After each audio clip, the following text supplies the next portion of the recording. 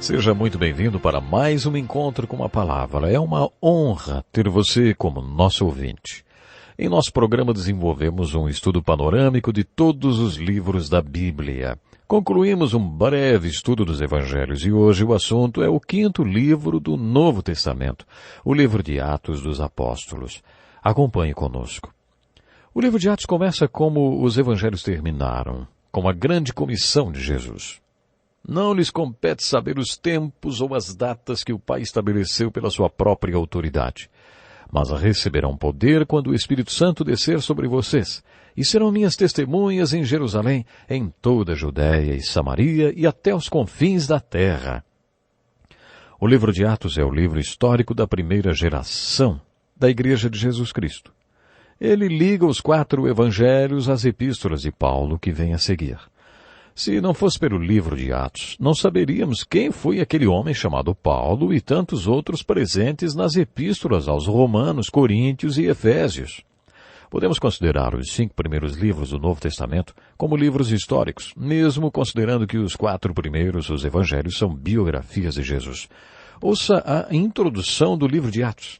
Em meu livro anterior, Teófilo, escrevi a respeito de tudo que Jesus começou a fazer e a ensinar até o dia em que foi elevado ao céu, depois de ter dado instruções por meio do Espírito Santo aos apóstolos que havia escolhido. Quando lemos esses primeiros versículos do livro de Atos, vemos com clareza que o autor desse livro é o mesmo do 3º evangelho, o Evangelho de Lucas. O autor escreveu o livro de Atos para a mesma pessoa para quem escreveu o Evangelho de Lucas, um homem chamado Teófilo, nome que significa que ama a Deus. Sempre fiquei impressionado com o fato de que Lucas, nosso querido médico, tivesse tanta consideração por este homem, a ponto de escrever um evangelho inteiro para ele, a fim de que fosse instruído em tudo que Lucas tinha lhe ensinado. Lucas foi um historiador detalhista, que buscou um entendimento completo de todas as coisas. Seu objetivo, ao escrever o seu evangelho, foi fazer um relato histórico de tudo que se referia a Jesus Cristo. Ao escrever o livro de Atos, ele tem o mesmo objetivo, relatar com precisão. No evangelho, ele escreveu sobre tudo que Jesus começou a fazer e a ensinar até sua ascensão. Este foi o enfoque de Lucas, o que Jesus fez e ensinou. Nessa ordem, Jesus foi, primeiro, um homem que fez e depois um professor. No livro de Atos, Lucas vai contar a Teófilo o que Jesus continuou a fazer depois de sua ascensão. Poderíamos chamar esse livro de Os Atos do Cristo Ressurreto e não Atos dos Apóstolos. Esse título não foi Lucas quem deu, foram os tradutores que organizaram os livros do Novo Testamento. Eles deram esse nome porque cerca da metade do livro fala sobre o ministério do apóstolo Pedro e a outra metade sobre o ministério do apóstolo Paulo. Por isso o título, Atos dos Apóstolos. A partir do capítulo 2 poderíamos intitular o livro de Os Atos do Espírito Santo, porque estão aí relatados os atos do Espírito Santo através de apóstolos como Pedro, Paulo e outros. Mais adiante, lemos sobre o dia do Pentecostes e sobre os sinais e maravilhas manifestados. Aí o título que cairia melhor seria Os Atos do Cristo Ressurreto. É Pedro quem fala. Israelitas, ouçam estas palavras. Jesus de Nazaré foi aprovado por Deus diante de vocês por meio de milagres, maravilhas e sinais que Deus fez entre vocês por intermédio dele, como vocês mesmos sabem. Este homem lhes foi entregue por propósito determinado e pré-conhecimento de Deus. E vocês, com a ajuda de homens perversos, o mataram pregando-o na cruz. Mas Deus o ressuscitou dos mortos. Concluímos que o melhor título para esse livro seria Os Atos do Cristo Ressurreto através dos Apóstolos. Nos primeiros versículos do livro de Atos, Lucas diz que fez um relato histórico no seu evangelho sobre tudo o que Jesus começou a fazer até sua ascensão. Mas, depois da ascensão de Jesus, Lucas afirmou, Jesus continuou a fazer e a ensinar através dos apóstolos. É importante notar que o livro de Atos não termina. Ele apenas para. No capítulo 28, o apóstolo Paulo tinha finalmente chegado a Roma. Ele tinha uma obsessão por ir a Roma e por todos aqueles julgamentos. Seguindo a narrativa do livro, a chegada de Paulo a Roma seria o clímax da narrativa, mas o livro para. Uma das razões para isso ter acontecido pode ser a prisão daqueles que estavam escrevendo o livro, entre eles Lucas, que por isso não pôde terminar o livro. Outra razão pode ser a providência de Deus. O livro não acaba porque a história da igreja não acabou e nós ainda estamos escrevendo essa história. Estamos continuando o livro de Atos. Poderíamos chamar o momento que a igreja está vivendo de Atos capítulo 29. Na sua leitura do livro de Atos, quero que você faça algumas observações. Primeira, como esse é um livro histórico, ele deve ser estudado como estudamos os livros do Velho Testamento. É o apóstolo Paulo quem nos ensina qual deve ser a abordagem desta narrativa histórica. Essas coisas aconteceram a eles como exemplos e foram escritas como advertência para nós, sobre quem tem chegado ao fim dos tempos. Todas essas coisas relatadas nessa narrativa histórico-bíblica, quer no Novo Testamento, quer no Velho, aconteceram por duas razões: exemplo e aviso. Por isso, enquanto você estiver lendo as narrativas históricas da Bíblia, busque os exemplos e os avisos nelas contidas. Você encontrará muitos. Outra coisa a ser observada é o propósito que foi dado à igreja. Esta é uma das primeiras coisas com que você se depara quando começa a ler o livro de Atos. Já lemos alguns desses versículos. Uma dessas passagens é a em que Jesus, encerrando seu ministério, fez a grande comissão. No final dos evangelhos de Mateus, Marcos, Lucas e João, todos eles registram estes acontecimentos. Mateus, em seu evangelho, registrou assim: foi-me dada toda a autoridade nos céus e na terra. Portanto, vão e façam discípulos de todas as nações, batizando-os em nome do Pai, do Filho e do Espírito Santo, ensinando-os a obedecer a tudo o que lhes ordenei. E eu estarei sempre com vocês, até o fim dos tempos. O primeiro encontro de alguém dos apóstolos com Jesus, conforme o primeiro capítulo de João, foi bem pragmático. Você se lembra? Jesus voltou-se para eles e perguntou: o que vocês querem? E eles responderam com uma pergunta: Rabi, onde estás hospedado? Jesus respondeu: venham e verão. E aí eles foram e viram e passaram aquele dia com ele. O relato continua dizendo que eles viveram com ele e morreram por ele por causa do que viram quando se comprometeram a ir e ver.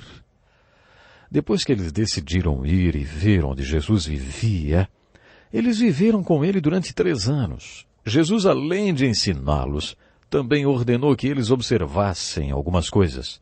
No final daqueles 3 anos, Jesus disse: vão e façam discípulos de todas as nações, batizando-os em nome do Pai, do Filho e do Espírito Santo, ensinando-os a obedecer a tudo que eu lhes ordenei.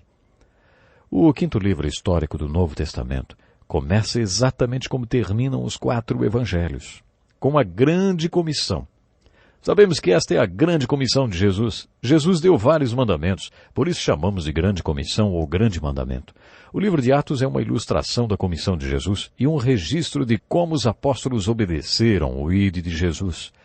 Eles foram a todas as nações, fizeram discípulos, batizaram aqueles discípulos e os ensinaram. Na grande comissão existe uma ordem: vão e façam discípulos. As outras partes da grande comissão são batizando e ensinando. Então, a grande comissão consiste em ir, fazer discípulos ou pregar, batizar e ensinar. É exatamente isso que acontece no livro de Atos. Os apóstolos fizeram discípulos. Eles fizeram discípulos indo, batizando e ensinando. Mas o imperativo, a ordem dada à igreja foi: façam discípulos. Alguns teólogos afirmam que a grande comissão é o estatuto da igreja. E como qualquer outra organização, a igreja deve cumprir os termos deste estatuto para que continue a existir. Agora que vamos estudar a história da igreja, observe que ela recebeu um propósito logo no seu início, a grande comissão, que é o seu estatuto. Observe também que foi dada uma promessa à igreja. No primeiro capítulo de Atos, Lucas conta que antes de ascender ao céu, Jesus deixou mandamentos com seus apóstolos. Não apenas um, mas vários mandamentos. Além da grande comissão, Jesus também ordenou: não saiam de Jerusalém, mas esperem pela promessa de meu Pai, da qual lhes falei. Os chineses dizem que uma jornada de 1000 quilômetros começa com o primeiro passo.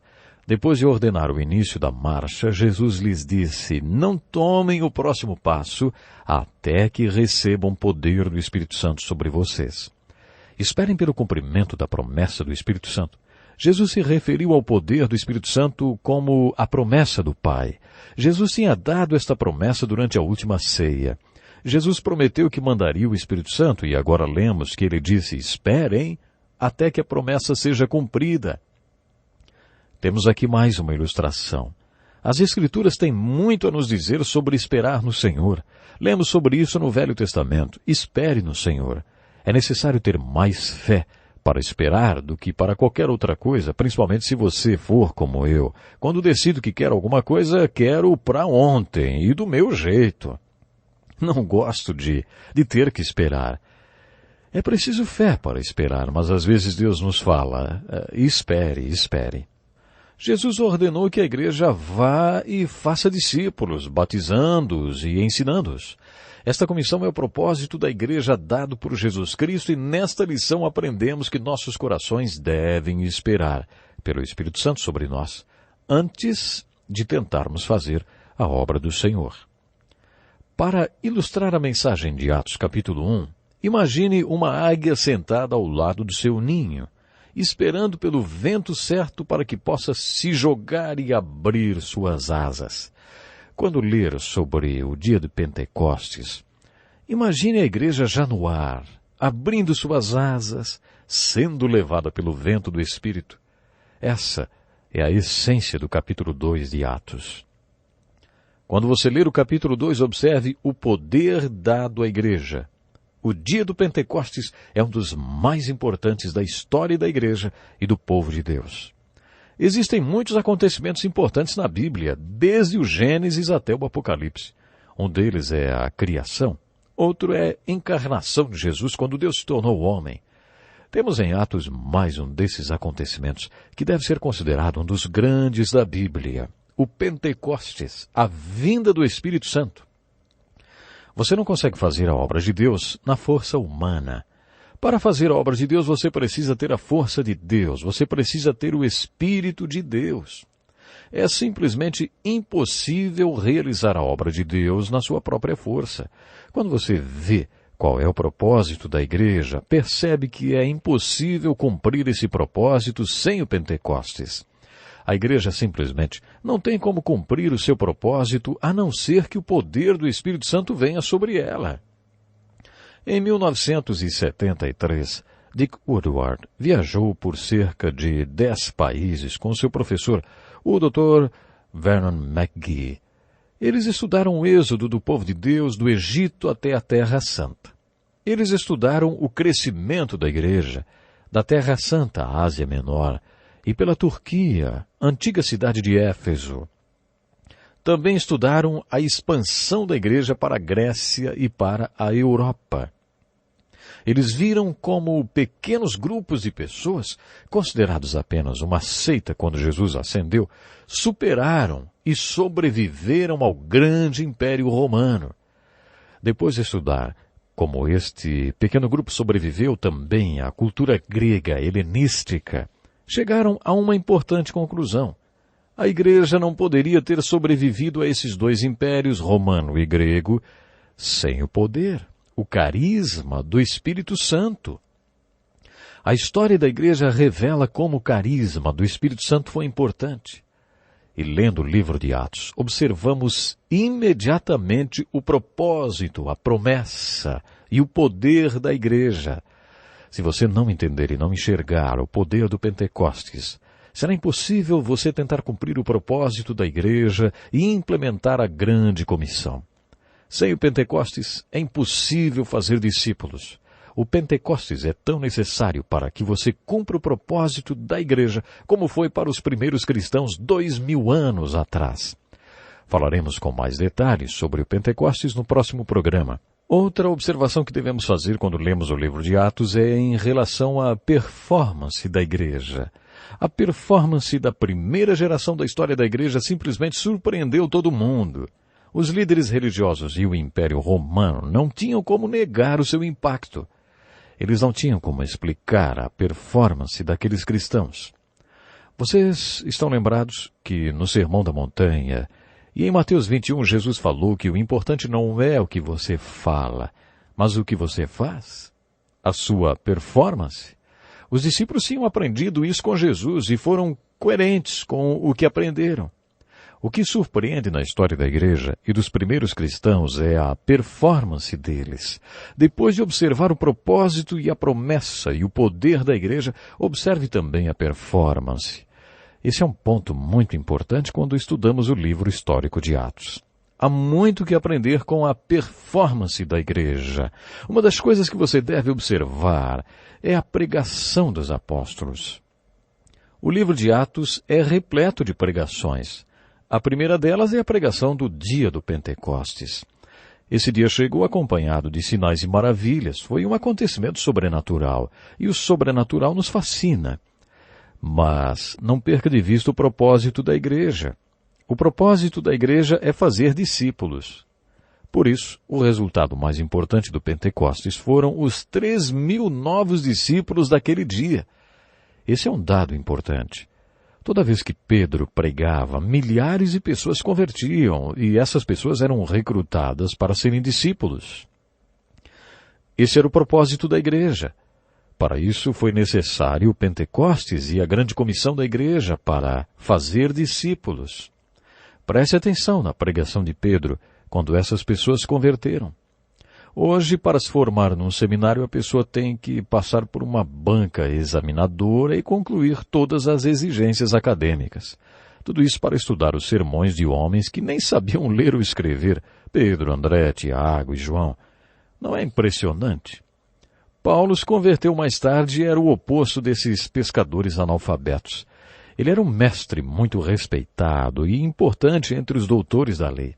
Mas, quando Paulo se converteu, escreveu aos Coríntios: Eu mesmo, irmãos, quando estive entre vocês, não fui com discurso eloquente, nem com muita sabedoria para lhes proclamar o mistério de Deus, pois decidi nada saber entre vocês, a não ser Jesus Cristo e este crucificado. E foi com franqueza, temor e com muito tremor que estive entre vocês. Minha mensagem, minha pregação não consistiram de palavras persuasivas de sabedoria, mas consistiram de demonstração do poder do Espírito para que a fé que você tem não se baseasse na sabedoria humana, mas no poder de Deus. Paulo estava nos dizendo que não foi sua educação que o preparou para ser um apóstolo. Preste atenção na pregação de Atos. É uma pregação ungida, muito ungida. Com isso quer dizer que o Espírito de Deus vinha sobre eles enquanto pregavam. Isso se chama unção e significa o poder do Espírito Santo sobre quem está ministrando. Quando você estuda a história dos grandes pregadores, descobre um fenômeno muito interessante. O que fez a pregação de homens como Wesley, Jonathan Edwards e D.L. Moody tão especial? A unção do Espírito Santo. Jonathan Edwards pregou um sermão intitulado Pecadores nas mãos de um Deus enfurecido. Se você lesse aquele sermão hoje, se perguntaria por que na época em que ele foi pregador as pessoas se grudaram nos bancos da igreja, com medo de serem arrastadas para o inferno. As pessoas ficavam absolutamente tocadas e aterrorizadas quando ouviam esse sermão. Mais impressionante ainda é que Jonathan Edwards, quando pregava, tinha que ler todo o sermão. Pior ainda é que dizem que ele nem lia muito bem e que sua voz era cansativa. Mas imaginem vocês, a unção era tanta que as pessoas se agarravam aos bancos com medo de serem sugadas para o inferno. Por que o impacto sobre as pessoas era tão grande? Porque aquele sermão tinha a unção do Espírito Santo. Preste atenção nos sermões de Pedro. Aparentemente eles não tinham nada de especial. Mas por que mais de 3.000 pessoas converteram, no dia de Pentecostes? Porque Pedro tinha a unção do Espírito Santo sobre ele enquanto pregava. O centro dos sermões de Pedro era Cristo. Sua pregação era totalmente fundamentada na Bíblia. Sua pregação era evangelística e levava as pessoas a uma tomada de decisão. Uma vez ouvi um gerente comercial dizer que tinha escutado a pregação de um excelente pregador. Ele disse que o pregador era igual a um bom vendedor e que tinha despertado o interesse dele pelo seu produto. Quando ele estava prestes a comprar, o pregador não mostrou como tomar a decisão. O pregador não falou como conseguir tudo o que estava sendo oferecido. Pedro não fazia isso, nem os outros apóstolos. A pregação dos apóstolos era evangelística e levava as pessoas a tomarem uma decisão e mostravam como elas podiam ser salvas. Eles conduziam o sermão a um convite, bem parecido como Billy Graham faz. A pregação deles era muito frutífera. Esses pregadores estavam dispostos a morrer por causa da sua pregação. Você acha que valeria a pena ir ouvir um sermão de um homem que tivesse ameaçado de morte caso pregasse? Os apóstolos estavam sempre dispostos a morrer por causa de suas pregações, e às vezes isso acontecia. Os apóstolos foram acusados de encher as ruas de Jerusalém com seus ensinos. Será que sua igreja poderia ser acusada disso também? A pregação dos apóstolos era evangelística. No estudo do livro de Atos, observe também as pessoas. Em grego, igreja significa eclésia, que significa assembleia ou chamados, pessoas que são chamadas desse mundo para seguir o Cristo ressurreto e ter comunhão com Ele. É isso que significa igreja. Quando você ouve a palavra igreja, o que vem na sua mente? Uma casinha com uma torre? Ou uma catedral com vitrais coloridos? Nos primeiros 300 anos, a igreja não se reunia em prédios. Como os primeiros seguidores eram judeus, eles se reuniam no templo, em sinagogas ou nas casas, mas não tinham um prédio específico. Mas, toda certeza, você não está falando de nenhum tipo de construção quando pensa na igreja nos primeiros 300 anos da história. Você está falando de gente. É isso que é a igreja. No sentido mais puro da palavra, igreja significa povo, gente. O desafio que lanço para vocês que estão lendo agora o livro de Atos é tentar se familiarizar com pelo menos 50 pessoas. É claro que você já conhece Pedro e Paulo, mas tente familiarizar-se com mais 50 pessoas do livro de Atos, além deles. Como o livro de Atos fala só sobre a igreja, ele trata de gente, de pessoas comuns fazendo coisas extraordinárias por causa do poder que foi derramado sobre elas. Essa é a mensagem do livro de Atos. Esse livro é o da história da primeira geração da igreja. O livro de Atos é a história de gente comum fazendo coisas extraordinárias, porque foram ungidas e cheias com o Espírito Santo de Deus. Tem que ficar por aqui hoje. Deus lhe abençoe. Até o próximo programa.